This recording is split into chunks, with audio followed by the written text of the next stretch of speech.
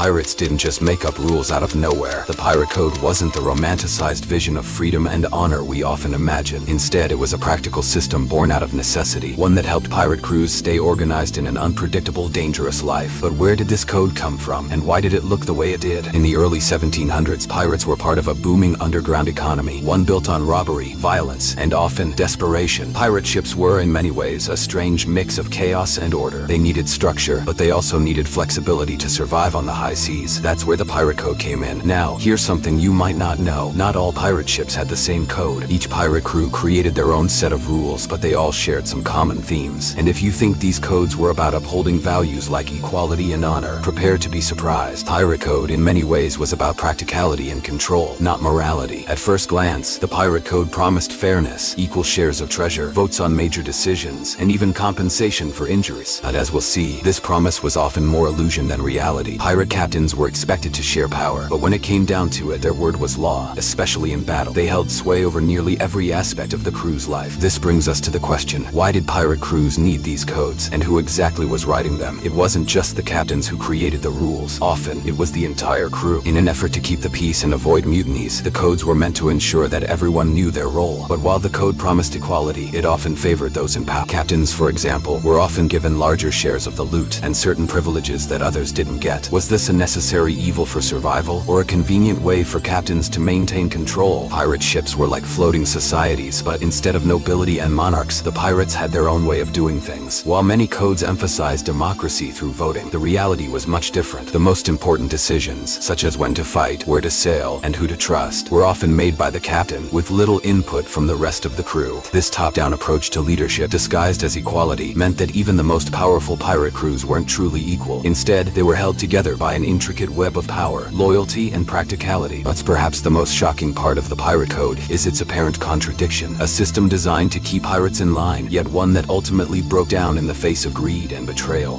While the idea was to create a fair system of rules to prevent chaos, the very nature of piracy meant that self-interest often trumped the code. But here's the most intriguing part. There was a reason the pirate code became so widespread. Even though it wasn't the paragon of equality or justice we might imagine, pirates needed something that would hold them together, something that would protect them from each other just as much as it protected them from the authorities. And the pirate code was that something. It wasn't perfect, but it worked, at least for a while. If you're thinking this sounds like a bit of a paradox, you're right. The pirate code was far from the beacon of morality it's often painted to be. It was more like a necessary evil, a system designed to keep order in a world built on disorder. And that's exactly why the pirate code has such a fascinating legacy. It wasn't just a set of rules. It was a tool of survival in a chaotic, lawless world. And while the pirate code might not have lived up to the ideals we often associate with it, it did serve its purpose. Before we move on, let's pause and think for a moment. How much of this pirate code was truly about fairness, and how much was it about control? In the next section, we'll dig into what pirates really meant when they talked about equality. Did they practice what they preached, or were they just as flawed as the systems they were rebelling against? Stay tuned. Were pirates really as equal as they claimed to be? It's one of the most enduring myths about pirate life, that pirates lived in a utopia of equality. But let me challenge that notion. Was there really equality on pirate ships, or was it more about power, control, and survival than anything else? Picture this, a crew of pirates, all sharing in the spoils of their plunder, working together as equals, right? That's the common belief. But when we dig deeper, we find a different story. The truth is, pirate crews were full of contradictions, and the idea of equality was, at best, a convenient illusion. Sure, pirate codes promised equality, and sometimes they even included provisions to share loot equally. But the reality? Far more complex. Pirates were promised equality on paper, but the power dynamic between the captain and the rest of the crew wasn't as balanced as you might think. The captain, often the most powerful figure on the ship, was practically a dictator when it came to battle. During raids or skirmishes, the captain had near absolute control over what happened, and their word was law. The pirate code may have said that captains and crews voted on leadership and decisions, but when things got heated or life or death situations arose, the captain's decisions often trumped the crew's input. So, where did the equality go when the stakes were this high? Take the concept of loot distribution, for example. Pirate codes did promise that every pirate would get a share, but this wasn't always a fair share. The higher-ranking pirates, especially the captain and first mate, took larger portions of treasure. Common pirates, those with no rank or officer's status, often received the smallest cut. Even when pirate codes declared equality, they were designed to keep order and make sure the captain and officers were rewarded for their leadership. Equality, maybe in voting and minor matters, but certainly not when it came to the gold. Here's something that's rarely talked about. Pirates had to protect their interests by making sure they didn't end up with mutinies on their hands. Because of this, the pirate code often gave the captain significant power over life and death decisions. The paradox, even though these pirates were were often fighting against authority, they created a system that mirrored the very power dynamics they were rebelling against. Pirates may have wanted freedom from kings and governments, but they were still slaves to their own leadership structure. So, did this system promote true equality, or just serve the needs of the powerful? This begs the question, what did equality really mean to pirates? Was it a lofty ideal that sounded good in theory, or was it simply a convenient tool to maintain order on ships that operated in a world without any other authority? The answer is more complicated than you might think. Pirates needed some semblance of equality to avoid chaos, but true equality, especially in matters of power and wealth, was a rare commodity. If we dig deeper, we see that the equality pirates experienced was more of a survival tactic than a true form of justice or fairness. Let's look at an even deeper issue: loyalty. Pirates didn't always practice what they preached about equality.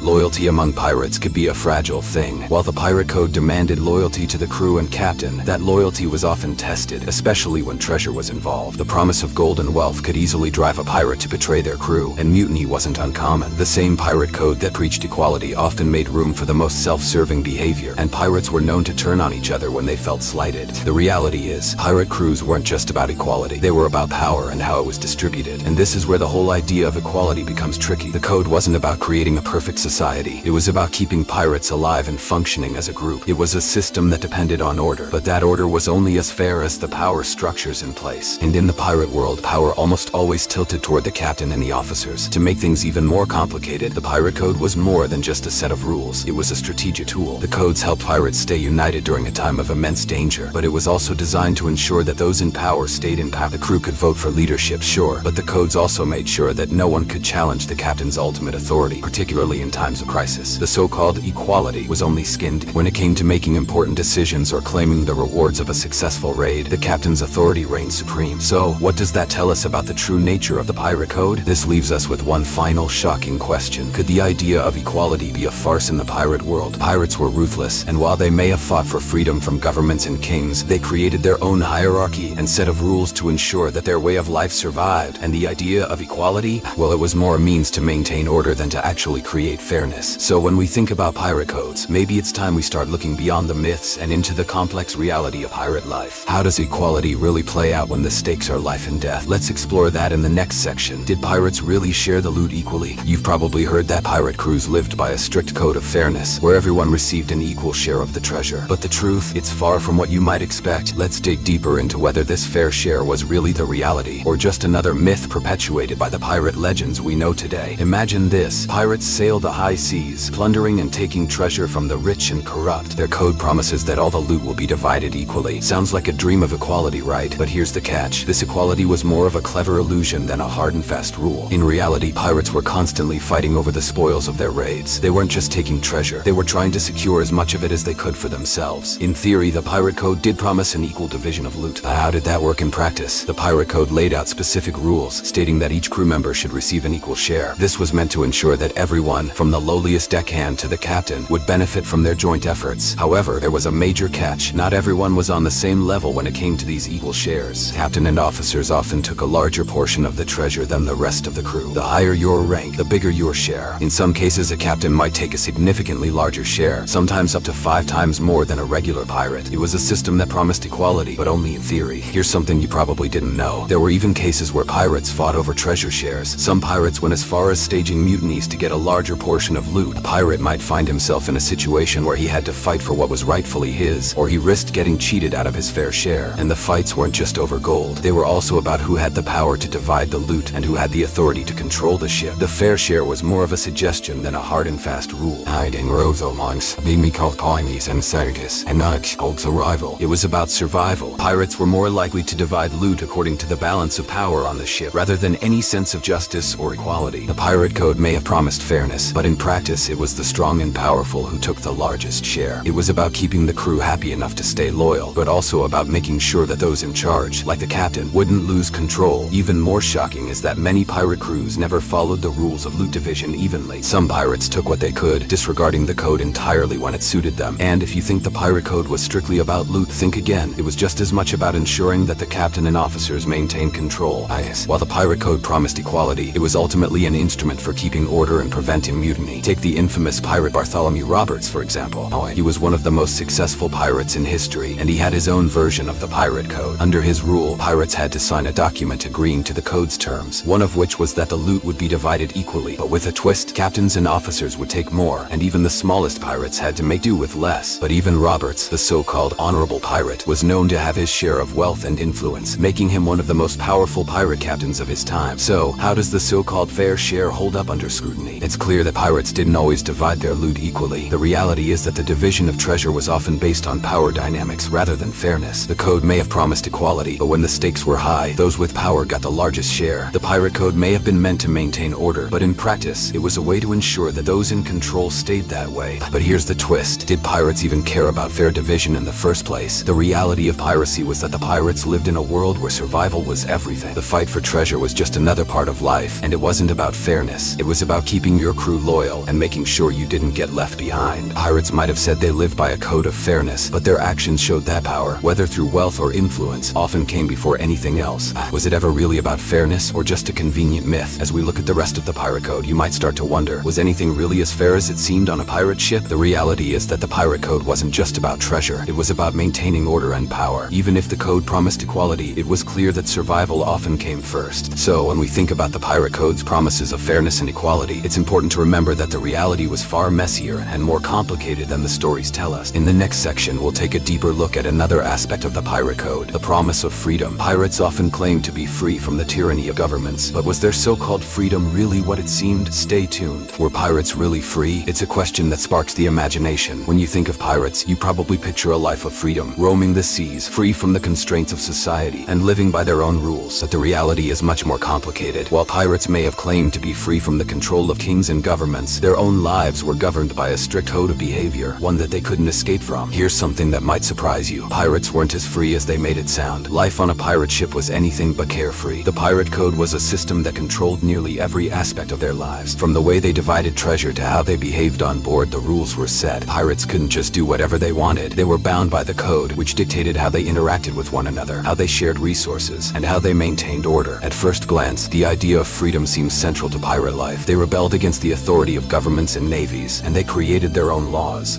that promised equality and fairness. As we'll see, this promise of freedom was more of a facade. Pirates had their own version of freedom, but it was a freedom shaped by their circumstances and the realities of life at sea. In fact, pirates were often more trapped by their own system than they were liberated from the rules of society. The pirate code dictated not just how treasure was divided, but when to fight, when to sleep, and even when to celebrate. Every pirate had to abide by these rules. If they didn't, they could face severe punishment. So, while pirates may have seen themselves as rebels, they were also prisoners of their own system. Their freedom was constrained by their commitment to the very code that was supposed to set them free. Here's where it gets interesting. The idea of freedom in the pirate world wasn't about doing whatever you wanted. It was about escaping the control of outside forces, like kings and empires. Pirates created their own mini-societies, governed by their own rules, but they still had a strict hierarchy, with captains and officers holding significant power. So, while pirates may have escaped the control of governments, they were far from free in the sense we might think. Now, let's talk about the captain's role in this system. The captain, for all the talk of equality, had almost absolute power on the ship, especially during battle. The captain's word was law when it came to fighting, navigating, and making key decisions about the crew's next steps. The captain's authority was nearly unchallenged, and that power often extended beyond just the battlefield. Even when pirates voted on key issues, the captain's influence often swayed the decisions. So when you think about it, pirates were often trading one form of control, government oppression, for another, the absolute authority of the captain. The myth of pirate freedom is further complicated by the way pirates interacted with each other. While they may have had the freedom to vote on decisions or decide how loot was divided, pirates were often stuck with the consequences of those decisions, especially if they didn't agree with them. A pirate who disagreed with the captain or officers could find themselves ostracized, punished, or even marooned. This system of governance wasn't about liberation, it was about survival. Pirates lived by the code not because they believed in freedom, but because they needed it to keep the ship running smoothly. But here's the twist. Not all pirates were equal in this system of freedom. While the crew may have had a say in some decisions, the captain and officers usually took the lion's share of the loot. Their freedom didn't always extend to their rank-and-file crew members, who were often left with the scraps. The reality of pirate life was that survival depended on a strict hierarchy, where those at the top controlled the most wealth and power. Pirates might have claimed to be free from the tyranny of governments, but they were still bound by their own internal power structures. Let's not forget that life on a pirate ship was brutal and dangerous. The idea of freedom came at a great cost. Pirates faced constant danger from storms, naval battles, and the constant threat of being captured or killed. Their lives were constantly at risk, and the idea of freedom often took a backseat to the harsh realities of survival. Pirates lived by the code because it gave them a structure that helped them survive in a world that offered little in terms of security. In the end, pirates weren't as free as they thought they were. The pirate code, while providing some sense of autonomy, was a system that required loyalty and obedience. It promised freedom, but in reality, it was more about control than liberation. Pirates might have escaped the control of governments, but they were still slaves to their own code, which dictated how they lived, fought, and even shared treasure. The freedom they sought was more of an illusion than a reality. As we dive deeper into the next sections, we'll look at other aspects of the pirate code, such as the consequences of breaking it, and whether pirates truly lived by the values they claimed to uphold. Stay tuned to see how the illusion of freedom unraveled under the weight of the pirate code. What happens when a pirate breaks the code? You might picture a dramatic scene, a pirate captured, marooned on a deserted island, or thrown overboard to meet a grim fate. In reality, the pirate code didn't just have strict punishments for rule breakers. It was often a brutal system of control. While the pirate code was designed to maintain order, some of these punishments caused more chaos than they prevented. For instance, imagine this. A pirate makes a small mistake, maybe a minor infraction against the code, but the penalty is severe. Pirates who broke the rules were often met with the harshest of punishments, from being marooned on an island to being executed. These punishments were meant to keep everyone in line, ensuring that the crew would stay loyal and disciplined. But in many cases, they only fueled resentment and discord among pirates. One of the most infamous forms of punishment was marooning. Pirates would exile their own for breaking the code, leaving them stranded on a remote island with limited supplies. It's hard to imagine a more brutal form of punishment, cast away alone, with nothing but the wild environment to contend with. But here's something you might not know. Marooning wasn't always about enforcing the rules. In some cases, it was a way for pirate leaders to get rid of someone they considered a threat. The pirate code was just as much about power as it was about justice. Even worse, some pirates who committed minor infractions faced execution. The punishment was meant to send a clear message to the rest of the crew, but it also created an atmosphere of fear. Can you imagine being a pirate, constantly worrying that any small mistake could cost you your life? The code may have promised equality and fairness, but in reality, it was used to maintain control. Pirates who were caught breaking the rules faced an uncertain future, whether that meant death or being cast aside to fend for themselves. But what about the pirates who didn't break the rules? Well, they weren't exactly safe either. Pirates were also known to take matters into their own hands when the code didn't go far enough. If a pirate felt that the captain or another crew member was being unfair, they didn't hesitate to take action. Some pirates, for example, would stage mutinies, overthrowing their captain and taking control of the ship. This wasn't just about breaking the code, it was about survival and seizing power. In these cases, the pirate code didn't provide the kind of stability that it promised. In fact, it often created more tension than it resolved. Here's a rare fact that might shock you. Not all pirates saw punishment as a way to enforce order. Some pirates would actively rebel against the punishments of the code, especially if they thought they were unfair or harsh. The code didn't have a built-in system for resolving disputes between pirates. If you didn't agree with the punishment, you could simply ignore it. This lack of a consistent structure for enforcement is one of the reasons why pirate ships were so often unstable. Loyalty was tested not just by the treasure, but by how power was used to enforce the rules. And the punishment for disobedience wasn't always about justice. It was often about control. The pirate code was a tool for the captain to assert power and authority. But it wasn't just about the captain's will. The rest of the crew, too, had to maintain their position in the social hierarchy. So when a pirate broke the code, it wasn't just about what they did. It was about how their actions affected the crew's structure and dynamics. For example, if a pirate challenged the authority of the captain, they were often punished more severely than if they simply broke the rules. The idea was to maintain control over the crew and avoid any challenges to the hierarchy. But here's the twist. The punishments didn't always work as intended. In fact, they sometimes backfired. Pirates who were marooned or executed often became martyrs for the rest of the crew, inspiring mutinies and rebellion. The strict punishments that were meant to enforce order actually sometimes fueled more chaos. Pirates who were already living in a world of constant danger and uncertainty didn't always respond well to harsh punishments. They resisted, and the system of control broke down. As we move through the rest of the pirate code, we'll see how these punishments fit into the bigger picture of loyalty and discipline. Were they really about justice, or were they just another tool for keeping the crew under control? Stay tuned to uncover more secrets about the pirate code and the true nature of pirate life. How loyal were pirates really to the code? You might think that pirate ships were well-oiled machines full of camaraderie, respect, and brotherhood, but the truth is far less picturesque. Loyalty among pirates was often a fleeting thing, and the pirate code itself was constantly being bent, twisted, or outright ignored when it suited their personal interests. At first glance, the pirate code demanded loyalty from each member, promising that everyone would share in the spoils and that no one would be left behind. But the reality was that betrayal was a common currency among pirates.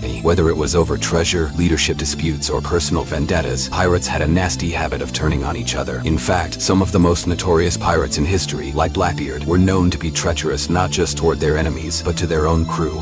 One particularly controversial point is that loyalty among pirates was often directly tied to their share of the loot. If a pirate wasn't getting their fair share, or worse, if they felt slighted by their captain or fellow crew members, they wouldn't hesitate to rebel. Betrayal wasn't just a side side effect of the pirate life. It was often a tool used to further one's personal gain. You could argue that loyalty in piracy was like a commodity, traded for wealth, power, and control. This brings us to a strange fact. The idea of pirate brotherhood was often just that, a myth. While many pirate codes talked about equality and fair treatment, in practice, it was every man or woman for themselves when it came down to the division of treasure. The so-called pirate family often turned on itself in the pursuit of power and wealth. If you were in the lower ranks, the code didn't guarantee you much loyalty from those higher up. If there was one thing pirates valued more than anything, it was personal survival. They were all too willing to sacrifice a fellow crew member if it meant improving their own position. Take a look at the case of Captain Morgan. He was once one of the most revered pirate leaders, known for his exploits in the Caribbean, but loyalty to his code, let alone to his crew, was always in question.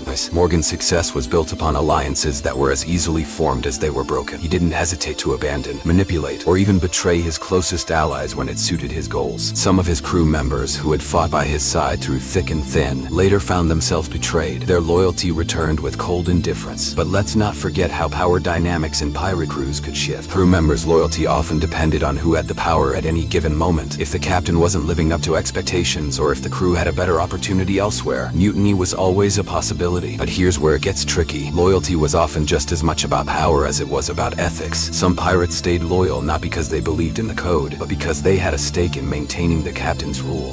The chaos of piracy would reign supreme. And speaking of mutiny, it's worth noting that pirate loyalty was especially tested when treasure was involved. There are countless accounts of pirates turning on each other over disagreements about treasure division. The so-called fair share wasn't always as fair as pirates like to pretend. When some pirates received more than others, or when treasure was hoarded by the captain and his officers, loyalty to the pirate code started to look more like a joke. Pirates would often fight, not just with their enemies, but with their own crew members, over what was rightfully theirs. But here's the twist. Loyalty wasn't always about the treasure. Sometimes it was about who had the charisma, the strength, or the fearsome reputation to keep the crew under control. The most successful pirate leaders weren't always the ones who followed the code the most, but those who could maintain their power through fear, charm, or sheer cunning. In other words, loyalty often had more to do with respect for power than it did with the ideals written in the code. It's also fascinating to consider how loyalty was viewed differently across pirate crews. While one crew might honor their code to a degree, another might discard it entirely. Some pirate crews were known for their relatively democratic practices, where all members had a voice in major decisions, including leadership choices. But even in these cases, the concept of loyalty was fluid. When the stakes were high, especially when loot was on the line, what seemed like a code of brotherhood was quickly thrown out the window. Here's a rare fact to consider. Not all pirates were in it for the money. For some, it was about the freedom from societal norms. They saw themselves as rebels fighting against corrupt governments and oppressive systems. But that sense of rebellion didn't translate into loyalty to each other. In fact, the more rebellious the crew, the more likely it was that their internal loyalty would fracture. Pirates didn't just steal from the rich, they also stole from each other when the opportunity arose. As we move through the rest of the pirate code, we'll see how these shifting loyalties fit into the bigger picture. Were pirates truly bound by honor and brotherhood, or were they just using the code to justify their actions when it suited them? Stay tuned to uncover more of the dark truth behind the pirate code and its murky legacy. Pirates were often portrayed as noble rebels, fighting against corrupt systems and living by a strict code of ethics. But was the pirate code really as moral as we've been led to believe? The truth is much darker and more complex than the romanticized image of pirates that Hollywood loves to portray. In fact, pirates didn't always adhere to the very code that was supposed to define them. One of the most puzzling aspects of the pirate code is the moral justification behind it. Were pirates truly fighting for freedom, or were they just seizing the chaos of the high seas for their own gain? Most pirates justified their violent behavior by claiming they were rebelling against the tyranny of governments. But was this really the case? The pirate code, which was supposed to ensure some semblance of order among the chaos, didn't strictly outlaw things like looting, killing, or terrorizing civilians. In fact, pirates didn't particularly care about morality. They cared about survival, power, and above all, profit. Many pirates thought of themselves as freedom fighters, but what they really fought for was personal gain and the thrill of the hunt. Let's dig deeper into the issue of morality in piracy. We're often told that pirates had a strong sense of right and wrong, that they operated outside the law to fight for a noble cause. But the reality paints a different picture. Pirates didn't concern themselves with the complexities of ethics when it came to their actions. They looted, pillaged, and attacked innocent ships and villages without any real moral compass to guide them. Their actions were not about fighting against a corrupt system. They were about taking advantage of a system that left them behind. The pirate code didn't even protect the innocent. Many pirates did not hesitate to murder or capture civilians to advance their own goals. This isn't the picture of righteous rebellion. It's a chaotic pursuit of wealth and power, disregarding the well-being of anyone who got in their way. Pirates were more opportunists than crusaders. One strange fact to consider: pirates often justified their violent actions by labeling themselves as rebels or freedom fighters, but they didn't exactly follow a code of honor that could be applied universally. In reality, they acted more like lawless bandits than the noble outcasts they claimed to be. Their sense of morality was often as fluid as the ocean they sailed on, with every pirate choosing to follow or ignore the code as it suited their personal interest. This lack of moral consistency is one of the most fascinating aspects of the pirate code. Pirates weren't concerned with bringing justice to the world. They were concerned with what they could get for themselves. It's a cruel irony. Pirates fought against one system of oppression only to create their own brand of lawlessness. The concept of freedom that pirates cherished was actually a double-edged sword. It was freedom from the law, but it was also a freedom from the moral constraints that governed the society they left behind. But let's not get too lost in the idea of freedom. If anything, the pirate code had more to do with survival than with lofty ideals of justice. Pirates often lived in a brutal and violent world where the only way to survive was by taking what they wanted. It was a dog-eat-dog existence, with no moral high ground to stand on. Pirates were more interested in getting rich than in changing the world. They may have seen themselves as rebels, but their actions were much more self-serving than they let on. Interestingly, the pirate code didn't strictly outlaw things like torture or murder, provided it was done in the name of survival. Pirates, like most criminals, had no qualms about violence when it suited them. The so-called honor among pirates was a myth that served to reinforce the idea that they had some moral framework. But as we've seen, the pirate code was often bent or ignored when it conflicted with their own interests. Let's take a look at some of the honorable pirates like Edward Teach, better known as Blackbeard. This infamous pirate was notorious for his violent tactics and ruthless nature. He didn't hesitate to strike fear into the hearts of his crew and his enemies alike. Blackbeard's behavior was anything but honorable, yet he was still revered by many pirates for his power and ability to command loyalty. But here's the most controversial point. The pirate code didn't necessarily protect anyone, especially not the innocent. Pirates were notorious for targeting ships of all types, including merchant vessels and even unarmed civilian ships. Their idea of morality was shaped by necessity. Take what you can and survive another day. It was an extreme form of self-preservation, not a moral crusade. Even among pirates, morality was a divisive issue. Pirates were opportunists, not heroes. They justified their violence by appealing to a sense of rebellion, but in practice, they were just as corrupt and lawless as the governments they fought against. Many pirates saw themselves as victims of a system that excluded them, but instead of fighting for a greater cause, they fought for wealth, power, and control. What does this say about the true ethics of piracy? Were pirates heroes or just self-serving criminals? The reality is more complicated. Pirates were not the freedom fighters they claimed to be. They were individuals trying to survive and thrive in a chaotic world, and they used whatever moral justifications they could find to rationalize their actions. But in the end, the pirate code was less about honor and more about survival. Pirates have long been romanticized in stories, movies, and books as noble outlaws, operating by a strict code of ethics that emphasized loyalty, honor, and freedom. But what if I told you that the pirate code wasn't really what it seemed? Today, we're going to take a deep dive into the darker side of pirate life. The code that many pirates followed wasn't about upholding noble principles. Instead, it was about survival, power, and self-interest. What exactly was this pirate code, and why did it fail to live up to the myth? Most people think that pirates lived by a strict ethical code that was centered on justice and fair play. They were rebels fighting against a corrupt system, right? But in reality, the pirate code was riddled with contradictions, and much of what we've been told about pirate ethics is simply a myth. Today, we'll look at how pirates twisted these so-called moral guidelines to suit their needs, and how the idea of equality and justice on the high seas was often nothing more than a clever illusion. Pirates often justified their violent actions by claiming they were rebelling against oppressive governments, but their behavior wasn't much different from the authorities they fought against. The pirate code didn't strictly outlaw things like looting, killing, or terrorizing civilians, which was in sharp contrast to the romanticized image of pirates as freedom fighters. So, were they really fighting for freedom, or were they simply opportunists taking advantage of the chaos? The pirate code wasn't about lofty ideals, it was about survival, and in many cases, about power and control. Pirates didn't care much about morality, they cared about survival and profit. Many pirates saw themselves as freedom fighters, but their real aim was far less heroic. It was all about taking what they could and staying alive in a brutal, lawless world. But what about the women aboard pirate ships? Were they treated fairly? Did pirates live by a code of honor? Let's explore that in more detail. Pirates didn't care much about morality. Their actions were often justified as rebellion against oppressive governments. But the truth is more complex. The pirate code, far from being a moral compass, was just a tool for ensuring survival and wealth. For many pirates, this code was simply a convenient excuse for ruthless behavior. They didn't live by strict rules of honor. They lived by their own set of principles that justified whatever actions they needed to survive and prosper in a world that didn't offer them many other options. Here's an interesting fact to consider. Pirates weren't necessarily fighting for a good cause. They were fighting for treasure. The idea of honor among pirates was often a convenient fiction, and when it came down to it, their actions were often driven by self-interest rather than any noble cause. Pirates may have claimed to be fighting for freedom, but their actual behavior rarely aligned with these ideals. The pirate code wasn't some noble set of rules. It was a survival guide for a dangerous life at sea, and often, survival meant making decisions that didn't adhere to the principles of honor. Now let's look at how the pirate code addressed women. Contrary to what you might think, women were not given any special privileges in pirate society. Pirate codes were largely silent when it came to women, and many pirates were openly hostile to them. There are stories of female pirates who rose to prominence and even broke the pirate code in their own ways. However, they were often sidelined by their male counterparts. These stories expose a deeper contradiction within pirate society. While pirates often claimed to be fighting against a system of oppression, they were just as oppressive in their treatment of women. In fact, many pirates were far from the progressive free agents they claimed to be. Now here's the truly controversial point. The pirate code was largely a tool for justifying the pirate's own lawlessness. The idea of equality and fairness in pirate society is largely a myth. While pirates may have had a code that supposedly promised equality, in reality, power dynamics often dictated how resources were distributed. The captain and officers were often able to take larger shares of loot, and the common pirates were left to fight for scraps. Was the pirate code really about fairness, or was it just a way for pirates to justify their actions while keeping power in the hands of a few? It's a strange irony. The very code meant to bring order to pirate ships often led to more chaos. Pirates were expected to follow a set of rules that were supposed to maintain harmony, but in practice, these rules were regularly ignored. Some pirates would go to great lengths to break the code if it meant gaining more power or wealth. When you think of pirates, you likely imagine a group bound together by their shared code. But in reality, pirates were often divided by personal gain, with loyalty and honor being mere conveniences when it suited them. And let's not forget about the infamous honor of pirates. Many pirates claimed to be living by a code of honor, but in truth, their so-called honor was often self-serving. Pirates were quick to betray their comrades if it meant gaining an advantage. Loyalty and respect for others were often thrown out the window when treasure was on the line. The pirate code was not about maintaining honor, it was about survival. So, how honorable were pirates really when their code was often a tool for self-preservation? What about the way pirates handled cowardice? The pirate code punished cowards severely, but was this punishment really about bravery, or was it a tool for maintaining control? Many pirates were punished for fleeing during a battle, but how much of this punishment was truly about courage, and how much was it about making sure that the crew stayed united? Pirates were not only fighting external battles, but they were also battling each other for control and power within the ranks. Was the bravery in the pirate code really a way of controlling the crew? Pirates, like all outlaws, didn't live by the same moral compass that society expected of them. They lived in a world where their own code was flexible and often ignored when it suited them. But one of the most fascinating aspects of the pirate code was the way it dealt with mutiny. Pirates feared mutiny above all else, and many codes were designed to prevent it. Pirates often turned on their own captains when they felt betrayed or cheated. This fear of mutiny shaped the way the pirate code was enforced. Could it be that the code wasn't about protecting the crew, but about maintaining the captain's control? Pirates were notorious for using violence to solve disputes, but was violence actually encouraged in the pirate code? Pirate codes didn't shy away from violence. In fact, they often promoted it. Pirates were ruthless, and the pirate code allowed them to use violence to gain power, settle disputes, and get what they wanted. There was no call for mercy, no ethical guidelines for deciding when violence was appropriate. The pirate code, instead of acting as a moral guide, was a justification for lawlessness. In the end, pirates were simply doing whatever it took to survive. Finally, let's consider the value of life on pirate ships. Pirates were often willing to sacrifice their lives for the code, but was this code worth dying for? Life on a pirate ship was dangerous, and pirates didn't always value their own lives. The pirate code prioritized treasure, power, and revenge over the lives of its members. Some pirates paid the ultimate price for following the code, but at what cost? Could pirates have lived differently if they didn't follow such a dangerous set of rules? The reality of piracy was far more complicated than the simplistic moral code many people associate with pirates. The pirate code was about survival, power, and control, not honor, equality, or justice. Pirates used the code as a tool to justify their actions, and as a result, their so-called ethics were often self-serving and opportunistic. The pirate code may have promised equality and fairness, but in practice, it was just another way for pirates to manipulate their environment to their advantage. Pirates, we know them as rebellious outlaws who sail the seas with a strict code of ethics. But have you ever wondered if the pirate code was really as noble as we've been led to believe? While many people imagine pirates as honorable and loyal, the truth is far more complicated. The pirate code wasn't about morality, it was about survival, and in many cases, it was used to justify greed, violence, and self-interest. Today, we'll uncover the flaws in the pirate code, the contradictions within their supposed ethics, and how their code of honor was often nothing more than a tool for control and manipulation. Were pirates really the heroes they're portrayed to be in movies and books, or were they more like ruthless opportunists? Most people think pirate codes were based on honor, discipline, and loyalty. They imagine pirates adhering to a set of noble rules that bound them together in brotherhood. But the reality, it was far messier. Pirates had their own rules, but these codes were largely about protecting the pirates themselves, not about moral righteousness. What did these codes really entail, and why were they so flawed? Truth is that pirate codes promised equality and fair shares for all, but in practice, they didn't always deliver on these promises. Pirates weren't the egalitarian comrades they made themselves out to be. In fact, many pirate codes allowed for rank-based divisions of loot, with the captain and officers taking the largest share. The equality they preached was often an illusion, hiding the power imbalances that existed within pirate society. So when you think of pirates as champions of equality, remember, the reality was far less fair. Here's an example of how the pirate code didn't always align with the ideals of fairness. While pirates were theoretically given an equal voice in voting for leadership, the captain held near absolute power, especially during battles. Captain made all major decisions, and in many cases took a larger share of the loot, all in the name of leadership. This equality might have sounded good on paper, but it was often just a tool to justify the captain's hold on power. And if you think the pirate code was strictly about discipline, think again. While pirate codes often boasted of strict rules, like no fighting on board, pirates frequently broke them. The penalties for disobedience were harsh, but only selectively enforced. Some pirates got away with breaking the rules, while others were punished severely for minor infractions. Discipline on pirate ships wasn't about fairness, it was about maintaining control. This brings us to one of the most famous promises of the pirate code, the fair share of loot. The idea was that treasure would be divided equally among the crew, but the truth is far less egalitarian. Pirates often had to fight for their share, and conflicts over treasure division were common. The reality of loot division was that those higher in rank, like the captain or officers, took larger portions, leaving the common pirates with less. The notion of a fair share was more myth than reality. Pirates also claimed they were free from the tyranny of governments, but they were hardly free from their own code. Life aboard a pirate ship was strictly controlled by the captain and the code. Pirates weren't free to do as they pleased. They had to follow a set of rules just as rigid as any government's laws. In some ways, they were even more constrained, as the pirate code dictated everything from how they fought to when they rested. Could it be that pirates who claimed to be free were actually more trapped by their own rules than the governments they railed against? One of the most severe aspects of the pirate code was the punishment for breaking it. Pirates didn't just get a slap on the wrist for disobedience. They faced harsh punishments like marooning or even death. These punishments were meant to maintain order, but in reality, they often created more tension within the crew. Even minor infractions could lead to severe consequences, and some pirates took matters into their own hands, leading to chaos instead of order. Were these punishments really about justice, or were they about maintaining control over the crew? The idea of loyalty was central to the pirate code, but in reality, loyalty among pirates was often fleeting. Pirates were notoriously disloyal to each other, especially when treasure was involved. Or loyalty was often determined by who had the most power or the largest share of loot. The idea of a pirate brotherhood was often a front, and pirates were quick to betray one another for personal gain. How could loyalty fit into a code when pirates were so ready to turn on each other? Now let's address one of the most controversial aspects of piracy: morality. Pirates often justified their violent behavior by claiming they were rebelling against corrupt governments. Many pirates saw themselves as freedom fighters, but their actions didn't always align with those ideals. The pirate code didn't strictly outlaw things like killing or looting innocent civilians. Pirates didn't care much about morality. For them, it was more about survival and profit. Pirates really fighting for a good cause, or were they simply taking advantage of the chaos to get rich? Here's a rare fact: the pirate code was largely silent about women. Many pirates were openly hostile toward women, and female pirates were the exception, not the rule. While some women defied the norms and became pirates themselves, they were often sidelined or ignored in the context of the pirate code. This raises an interesting question. Were pirates really the progressive free agents they claimed to be, or were they just as exclusionary as the societies they sought to escape? Treatment of women on pirate ships reveals a lot about the true ethics of piracy. Pirates often claimed to live by a code of honor, but the reality was much less noble. Honor was often a convenient excuse for self-serving behavior. Pirates were quick to betray each other when it suited their needs. The idea of loyalty, honor, and respect were often thrown out the window when treasure was at stake. The pirate code was more about personal survival than any moral standard. How honorable was a pirate when their code was just a means to justify their own actions? The pirate code was also very strict about cowardice. Pirates were expected to fight bravely in battle, but those who were perceived as cowards faced brutal punishment. But how much of this punishment was really about bravery, and how much was about maintaining control over the crew? Pirates often risked everything for their reputation, but how many were just afraid to speak out against the captain? Was the emphasis on bravery in the pirate code actually just a tool for control? Mutiny was one of the worst offenses a pirate could commit, so pirate codes often included rules to prevent it. But why was mutiny considered such a severe crime? Pirates frequently turned on their captains when they felt betrayed or cheated, and the pirate code was often designed to secure the captain's rule. Could the pirate code have been created more to prevent mutiny than to maintain fairness among the crew? Was it really about freedom, or just about controlling the crew and keeping power in the captain's hands? Pirates didn't shy away from violence, and in many cases, violence was an accepted way to resolve conflicts. The pirate code didn't call for mercy, it encouraged ruthlessness. Violence was integral to maintaining power and getting what pirates wanted, even if it meant innocent people getting caught in the crossfire. Was the pirate code just a justification for lawless violence, or was it a true ethical guideline? Did pirates ever question their violent actions, or was it just another part of the life they had chosen? Life on a pirate ship was dangerous, and pirates didn't always value their own lives. The pirate code didn't prioritize life. It prioritized treasure, power, and revenge. Pirates sacrificed their lives for the code, but at what cost? Many pirates who followed the code ended up in violent confrontations or died in the process. Could pirates have lived differently if they didn't follow such a dangerous set of rules? Would they have been better off if they'd questioned their own code? Finally, we look at the influence of power on the pirate code. Power often overruled the code when it came to making decisions. The captain could manipulate the code to maintain control, and even crew members who swore by it could ignore it when it suited their personal interests. How much was the pirate code really about ethics, and how much was it about maintaining power? The pirate code was less about principles and more about survival and control. What did pirates really stand for? You've probably heard about their strict code of ethics: honor, loyalty, equality, and fairness. But did they really live by these rules? What if I told you the pirate code wasn't about honor at all, but about power, survival, and manipulation? Today we'll uncover the truth behind the pirate code, revealing why it's often more flawed and self-serving than most people think. Let's start with something that most people don't realize. The pirate code wasn't some universal set of laws. Pirates didn't follow a single unchanging code. In fact, pirate codes were mostly created by the pirate crews themselves, ship by ship, and they often varied in detail. While many codes promised equality and fair shares of loot, the reality didn't always match the ideals. The codes were written to benefit the pirates, but not always in the way we might think. Some pirates even considered their codes little more than tools to ensure personal power and control. So, where did these pirate codes come from? Let's break it down. Many pirate crews created their own rules in the early 1700s, but most of these codes shared certain themes: equality, discipline, and fair division of spoils. It's easy to imagine pirates as a democratic, egalitarian society, where every pirate was treated equally and fairly. But was this really the case? In practice, pirates' promises of equality and fair shares often masked deep power imbalances within their crews. While some pirates had a vote in leadership decisions, the reality was far from equal. The captain, for instance, often had nearly absolute power, especially during battle, and some codes even allowed for the captain to take a larger share of loot. The idea of equality, mostly just a show for the crew.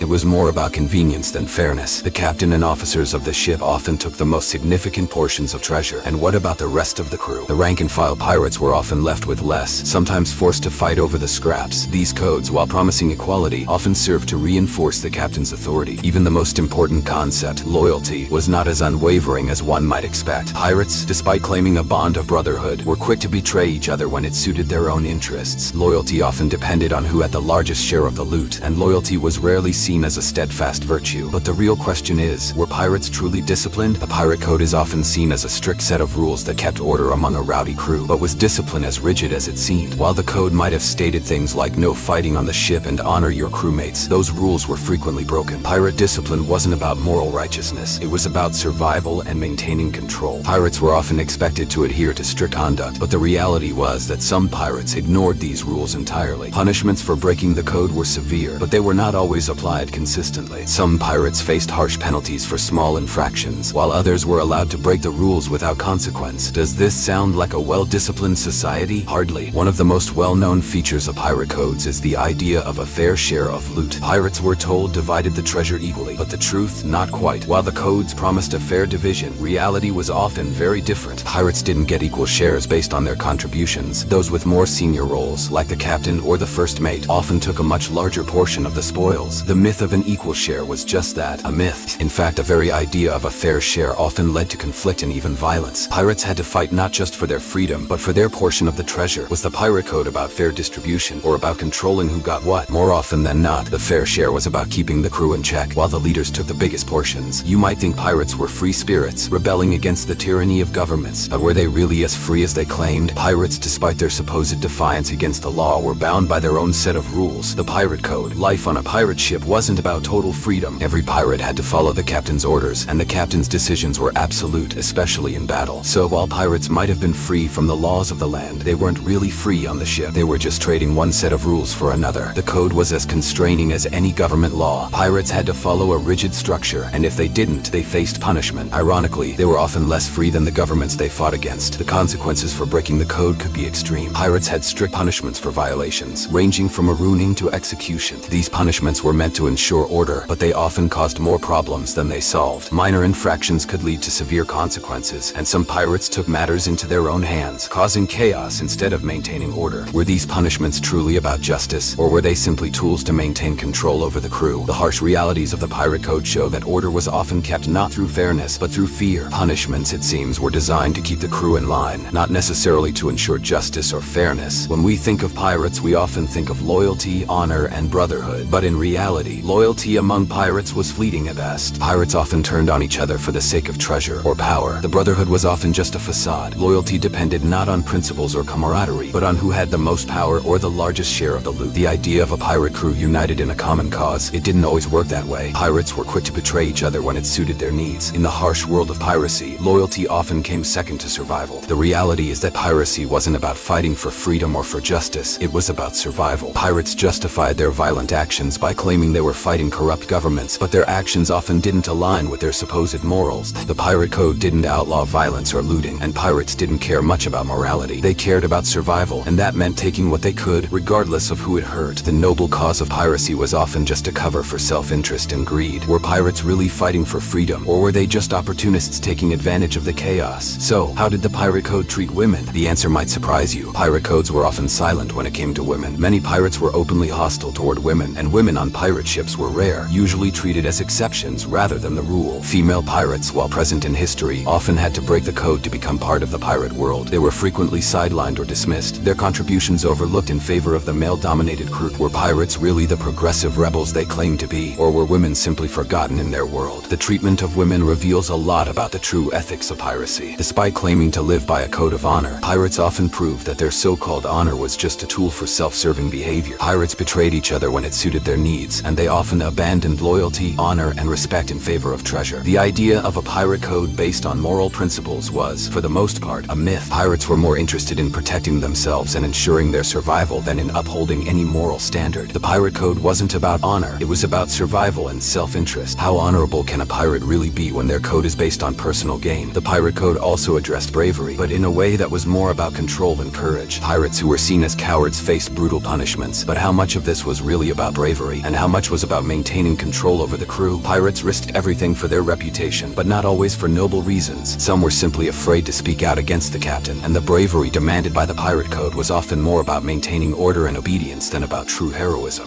Was the emphasis on bravery just another way for captains to control their crews? The idea of mutiny was a constant threat to pirates, so many pirate codes had strict rules to prevent it. Mutiny was considered the worst offense a pirate could commit, but why? The fear of mutiny helped solidify the captain's authority, and the pirate code often served to keep the crew in line. Was the pirate code about protecting the crew, or about securing the captain's rule? And of course, we can't ignore the role of violence in the pirate code. Violence was a method pirates used to resolve disputes, and it was often encouraged rather than restricted. Pirates were taught to be ruthless, and violence was an integral part of the pirate lifestyle. Was the pirate code a justification for lawless violence, or was it a true ethical guideline? Did pirates ever question their violent actions, or was it simply part of the life they had chosen? In the end, the pirate code wasn't about ethics, it was about survival, power, and control. Pirates lived by their own rules, but those rules were far from ethical. The pirate code wasn't about honor, it was about ensuring that the pirates and the captain got what they wanted. The truth behind the pirate code is messy, complicated, and often far from the romanticized version we see in films. So next time you hear about the pirate code, remember, it wasn't a code of ethics, it was a code for survival. Mutiny was the fear that kept pirate crews in check, a potential threat always looming over every ship. The pirate code was designed to prevent mutiny by ensuring the crew remained loyal to the captain, but was it really effective? What was it that drove pirates to commit such a grave offense as mutiny? When pirates sailed the high seas, the power dynamic was a crucial element. The captain had near absolute authority, especially during battle. Yet pirates were notorious for betraying their own leaders when they felt wronged, and sometimes mutiny was seen as the only escape from an oppressive regime. So, how did the pirate code attempt to curb these rebellions, and did it actually work? At the heart of the pirate code was the concept of shared responsibility, but this did not mean that all decisions were up for debate. For many pirate crews, mutiny wasn't just an act of rebellion, it was a last resort. There were rules in place that ensured the captain's power was maintained, and these were meant to prevent any thoughts of mutiny from taking root. Pirates had to follow the captain's orders, but there were no guarantees that they would, especially when the captain's leadership became questionable. A key part of preventing mutiny was the discipline enforced by the pirate code. Yet this discipline was often selective, and not all pirates were treated equally. A pirate who felt mistreated or underappreciated might stir up discontent among the crew. Sometimes, the more ruthless captains created their own downfall, as they alienated their crew by abusing their power, leading to mutinous behavior. So, while the code was meant to solidify control, it had a paradoxical effect. The more it tried to control the crew, the more it pushed them toward toward rebellion. In the heat of battle or during periods of scarcity, mutiny was not only seen as justified by some pirates, but it was viewed as an essential tool of survival. The pirate code demanded loyalty and order, but the question remained, how could loyalty be maintained when pirates were constantly risking their lives and often receiving little in return? What happened when the very system designed to protect the captain's rule began to fail? While the code addressed mutiny as a grave offense, it also highlighted the complex relationship between the captain and the crew. The fear of mutiny hung over every pirate captain, as it meant certain death for them and potentially the entire ship. Yet pirates were not always loyal out of respect for the captain's authority. Instead, loyalty often depended on who held the most power at any given moment. The pirate code couldn't guarantee loyalty if the captain was seen as weak or incompetent. Common theme in pirate history is that when a captain lost favor, mutiny often followed. But was mutiny really the worst crime a pirate could commit? Pirates saw mutiny as a necessary tool for survival, a way to right the wrongs they felt were committed by their leaders. In truth, the pirate code's attempt to prevent mutiny often led to more tension than it resolved. Pirates could only take so much before the pressure led to rebellion. This paradox of power and rebellion in the pirate world shows that the pirate code wasn't as effective as many believed. Pirates often felt that their survival depended not on the captain's rules, but on their ability to turn on their leaders when things went wrong. Mutiny then wasn't just a crime. It was a form of resistance against an authority that many felt was unworthy of their loyalty. It was an act of self-preservation, not just rebellion. And it wasn't just the pirates who turned on their captains. It was the captains who sometimes feared their crews. Even the strongest pirate leader had to watch his back, knowing that if the crew was dissatisfied, the tide could quickly turn. The captain's ability to maintain power was often less about strength and more about how he handled the balance of fear, respect, and reward. But if mutiny became a threat, it was because the balance had shifted and the code no longer held the crew in check. So what does this tell us about the pirate code?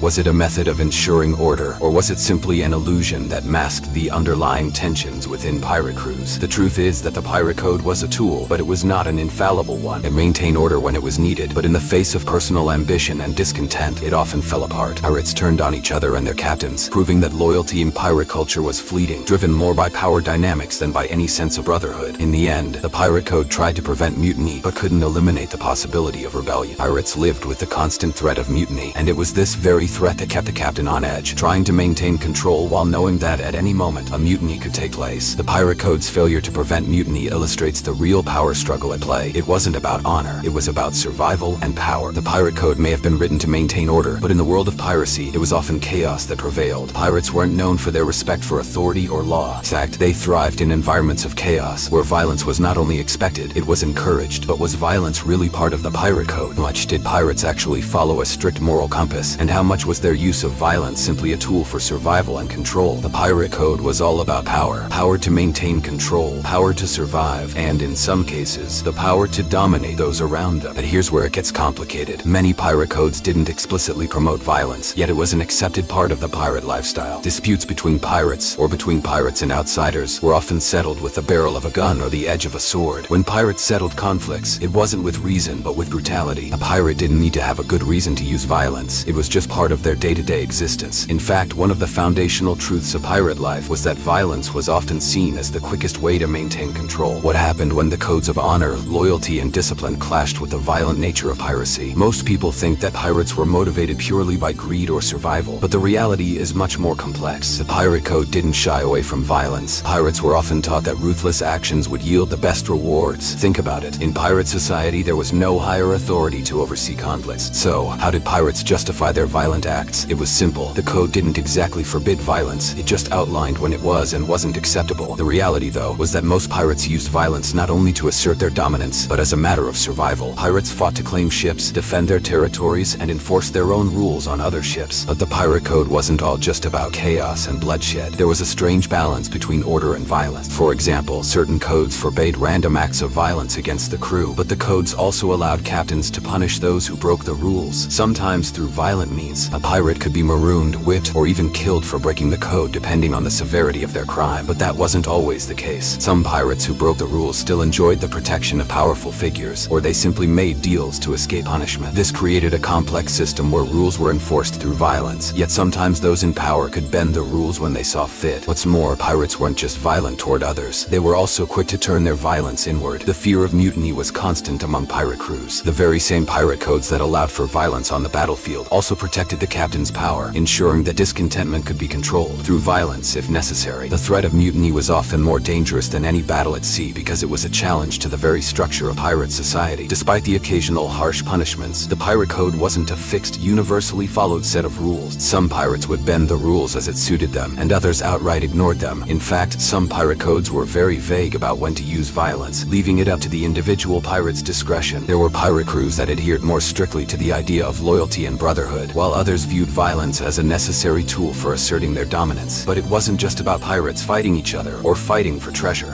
Violence was also a tool used in the daily maintenance of pirate society. When a pirate ship encountered a merchant vessel, there was no room for negotiation. It was a violent act of coercion that pirates used to gain wealth and resources. This kind of violence was the essence of piracy. It wasn't just the pursuit of treasure. It was about enforcing the pirate code by force. Here's a fact that many don't realize. While pirates had their own internal code, they also interacted with lawless societies and other pirate groups. This led to interesting alliances and conflicts. Violence became the common language of the seas, where pirates lived on the edge of both law and disorder. So, in the context of pirate life, violence wasn't just about taking treasure. It was about controlling their environment, enforcing their own rules, and surviving in a hostile world. The pirate code, as it evolved, might have made some attempts at regulating violence, but it did little to actually stop it. The code of ethics allowed pirates to justify brutality, and in many cases, it was part of the pirate identity itself. Pirates needed violence to maintain their power and protect their treasures. In the end, the code was less a moral guideline and more a system that helped justify acts of violence in the name of survival. Pirates didn't just use violence on their enemies. Sometimes they used it to control their own ranks. The rules about discipline, punishment, and order on pirate ships often had to do with maintaining control over their violent tendencies. The very nature of pirate life meant that the pirate code had to reflect this fact. Violence was so deeply woven into the fabric of pirate culture that it could not be ignored. The code didn't eliminate violence, it institutionalized it. In the end, the question remains, was the pirate code really about honor, or was it more about survival, power, and control? It's clear that the pirate code, far from being a simple moral guide, was more a way to justify the violence that was an essential part of pirate life. The reality is that pirates lived in a world where violence was necessary, not just as a tool for conflict resolution, but as a means of asserting power over their environment and their peers. The pirate code of ethics was, at its core, a tool for legitimizing violence in a lawless world. Life on a pirate ship was often a brutal affair, with the daily threat of violence hanging over everyone. But did pirates view human life with the same disregard as their enemies? Or was life on board truly valued? Even for the lowliest of sailors, their survival depended on strength, resourcefulness, and often, ruthlessness. The pirate code, which seemed to promise fair treatment and a sense of justice, was always in direct conflict with the fact that the pirate life was dangerous and unpredictable. Pirates faced death every day from battles, storms, hunger, or disease. It wasn't surprising that they didn't always hold life in high regard. But was this cavalier attitude towards life part of the pirate code? Most codes of ethics from pirate crews offered some protection to pirates, but it wasn't the same protection they'd give to civilians or even fellow pirates in certain situations. Pirates didn't always view their own lives as worth much more than the loot they could secure. They were willing to sacrifice their lives for treasure or their crew's ambitions without a second thought. Here's a strange fact. The most dangerous thing on a pirate ship wasn't always the battle or a storm. It was the pirate's punishment. Breaking the rules could mean marooning, flogging, or even execution. There was a certain kind of harsh justice on pirate ships, but it was also a form of control, and that control often extended to the very lives of the pirates themselves. The idea of punishment was just another tool to maintain the code, and to make sure no pirate's life was seen as worth less than their actions could dictate. Many pirate codes made clear that certain violations, especially cowardice or desertion in battle, would not be tolerated. However, pirates also faced internal conflicts that pushed them to risk everything. The pirate code often came with the unspoken agreement that your life was always at risk, not just from external enemies, but from your fellow crew members as well. A pirate's life could be bought for gold or stolen for a betrayal. While pirates valued their freedom from the law, they rarely respected the sanctity of life in the way we might expect. Pirates lived by a code that valued strength and loyalty, but when the code was ignored, often in favor of personal survival, life could be treated as expendable. The reality is that pirates didn't see life as sacred in the way other cultures or societies did. It was simply another commodity to be traded, sacrificed, or protected as circumstances dictated. A pirate's life was more about navigating the treacherous waters of survival than adhering to any particular ethical guideline. The pirate code was rarely about preserving life, but about maintaining a fragile order within their volatile, power-driven world. Would a pirate sacrifice their own life for the code? In many cases, yes,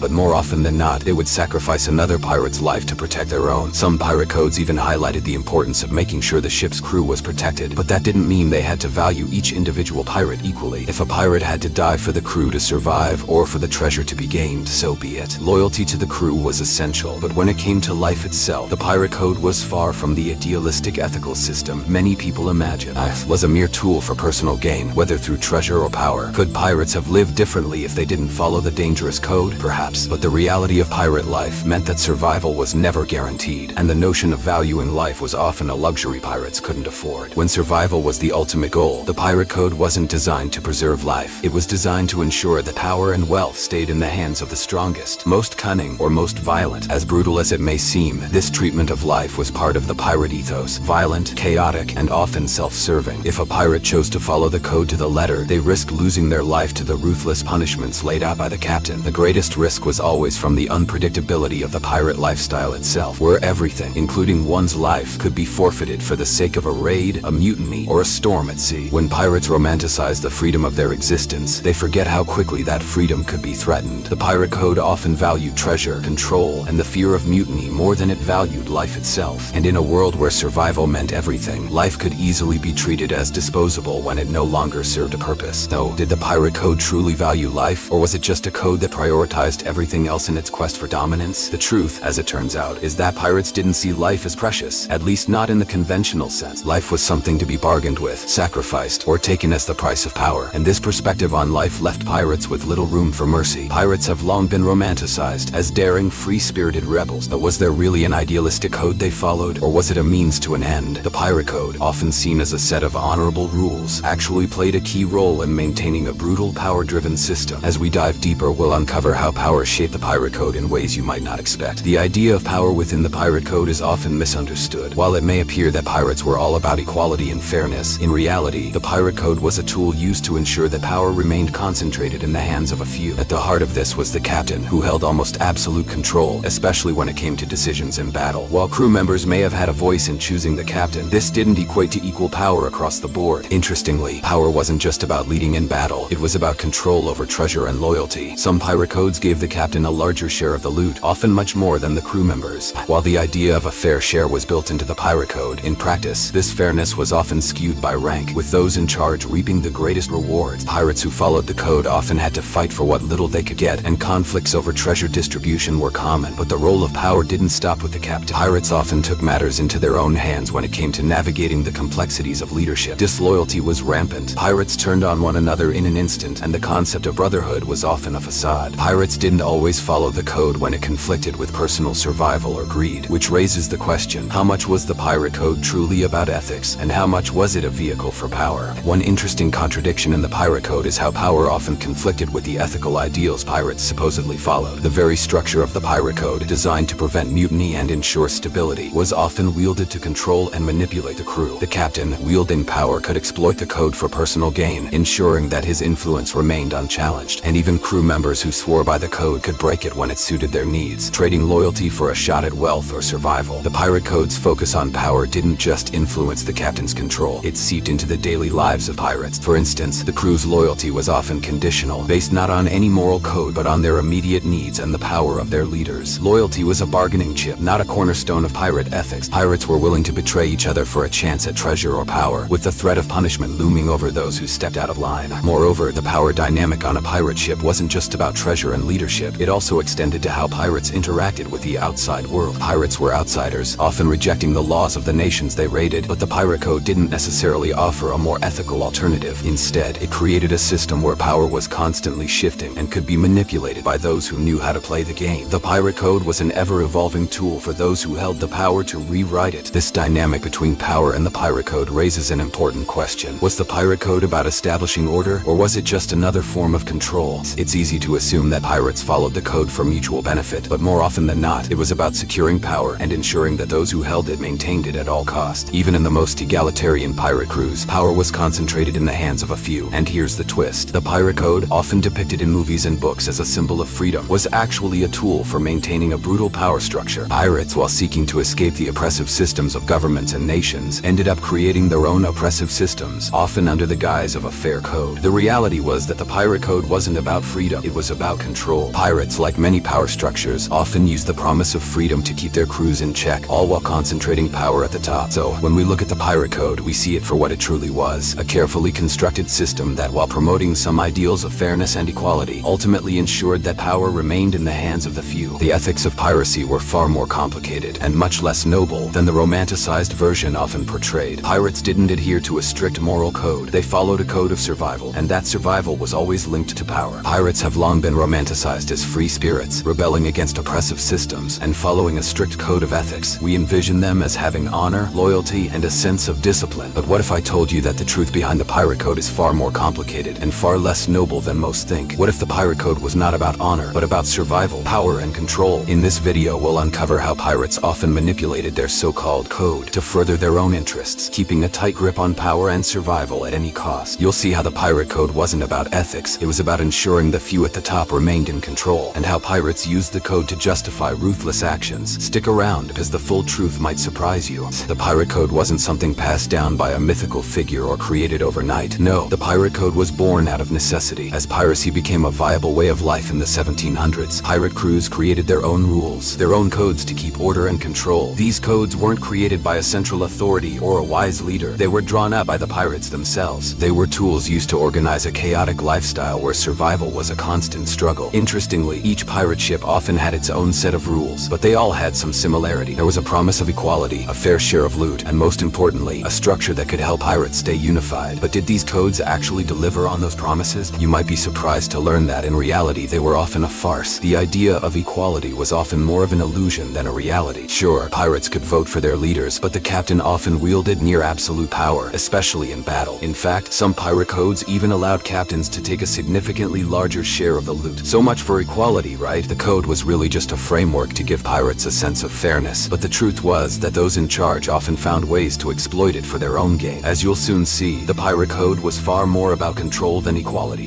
When we think of pirates, we often imagine them following a strict code of discipline. Pirates were known to have rules about things like drinking, fighting, and even how much loot each pirate could take. But here's the kicker: these strict rules weren't always followed. In fact, many pirates would break the code for personal gain. Pirates were supposed to avoid fighting amongst themselves, but the reality was that fights often broke out. The rules that were supposed to keep order on a pirate ship weren't always enforced. The captain could impose harsh punishments for disobedience, but these punishments weren't always evenly applied. Imagine being on a ship where the very code that was supposed to ensure order was so frequently ignored. If you were a pirate, would you follow the code strictly, or would you look for ways to take advantage of the chaos? Now let's talk about the one thing pirates promised: the fair share of loot. We've all heard about how pirates divide their treasure, but was it really as fair as it seemed? The pirate code often promised equality in sharing treasure, but this was rarely the case. The captain and the officers usually received much more than the common crew members. In fact, the higher-ranked pirates often took the lion's share, leaving the rest to fight over scraps. So, was the fair share really just a clever illusion? Many pirates had to fight, both internally and externally, just to get their piece of the pie. This is where the pirate code's promise of freedom comes into play. Pirates claimed to be free from the laws of governments and oppressive regimes, but in reality, they were anything but free. Pirate ship had its own set of rules, and the captain often made every decision, from when to fight to when to rest. The captain's word was law, and there was no room for real freedom. Pirates found themselves trapped in a system that was meant to be their escape from tyranny, but instead, they were shackled by their own code. We often think of pirates as symbols of freedom, but the reality is far darker. Could it be that pirates were actually less free than they claimed? What did it really mean to be free, when your survival depended on obeying the very rules that promised equality? In the pirate world, breaking the code came with serious consequences. Pirates didn't just face a slap on the wrist for disobedience. Punishments were harsh, sometimes brutal. Breaking the code could lead to marooning, or even death.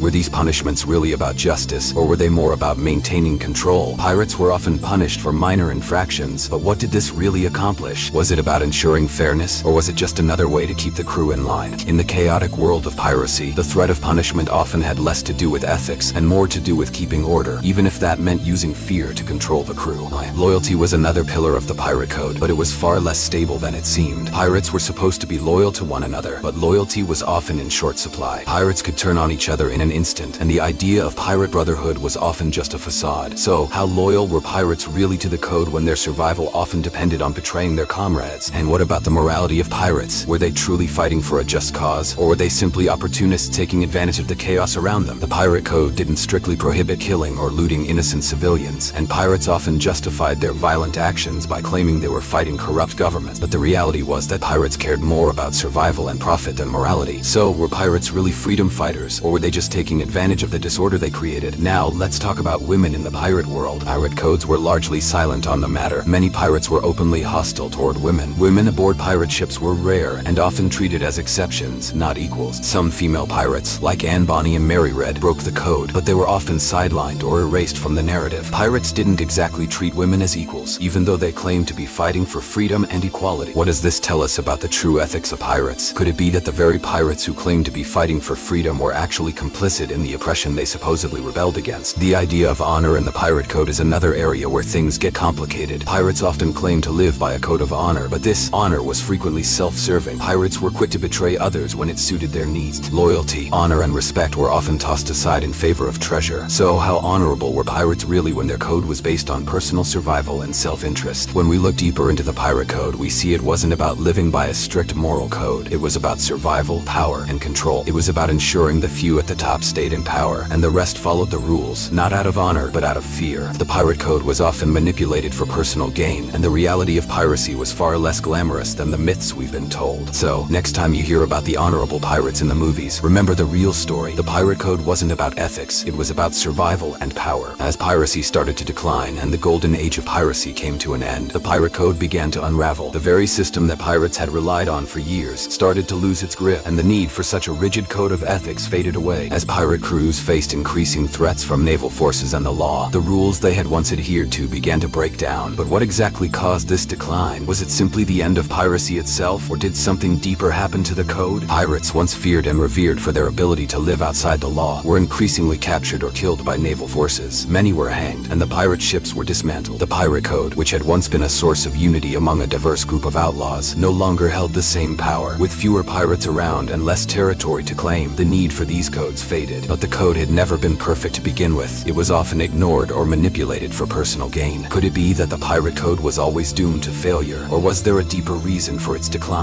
Interestingly, some pirates began to abandon the code in favor of more pragmatic approaches to survival. As their opportunities dwindled, pirates found themselves without the same sense of solidarity or purpose that had once bound them together. They no longer had to follow the strict rules of the pirate code, rules that had been used to keep order in times of chaos. Pirates began to see the code as a tool to justify their behavior, rather than a moral compass to guide them. So, in essence, the pirate code didn't just fail because of external forces, but also because it was being abandoned by the very pirates who had once adhered to it. As piracy faded, so did the unity that had kept pirate crews together for so long. The idea of a pirate brotherhood became less relevant. Pirates turned to other forms of rebellion, and the need for a formal code was no longer necessary. But was this inevitable? Was the pirate code always destined to fall apart? Or were there pirates who truly regretted the ethics they followed? This is a question that remains unanswered, especially when we think about the legendary figures who lived and died by the code. Did they have any remorse, or was their way of life just too deeply ingrained to question? One thing is certain: the decline of the pirate code marked the end of an era. The once dominant pirate fleets had been reduced to mere memories in the eyes of governments and navies. But even as piracy faded, the legacy of the pirate code didn't disappear entirely. In fact, the very idea of rebellion, of living outside the law, became more romanticized as time went on. The pirate code became a symbol of defiance, of freedom, and of living outside societal norms. To this day, pirates are still seen as symbols of rebellion. While the pirate code may not have been as ethical as it seemed, it has influenced many modern ideas about rebellion and independence. In fact, some organizations, both in the past and today, have been inspired by the pirate code. Some admire the sense of unity pirates had on their ships, their ability to work together to achieve their goals, and their fearless attitude toward authority. While the pirate code may have been riddled with contradictions, its legacy still lives on in modern interpretations of rebellion, freedom, and independence. Yet despite the romanticized image we have of pirates, it's important to remember that the reality of their lives was messy and complicated. The pirate code, rather than being a noble set of principles, was often just a tool to keep power in the hands of a few, and to justify actions that might otherwise seem ruthless or unethical. As we see pirates romanticized in films and books today, it's crucial to understand the full, unvarnished truth about what the pirate code really represented. It wasn't about honor, it was about survival, power, and control. So, what can we take away from the rise and fall of the pirate code? First, we learn that any system based on power can be easily manipulated, and that morality can be a convenient excuse when it suits one's needs. We also learn that the so-called freedom that pirates fought for was often just another form of control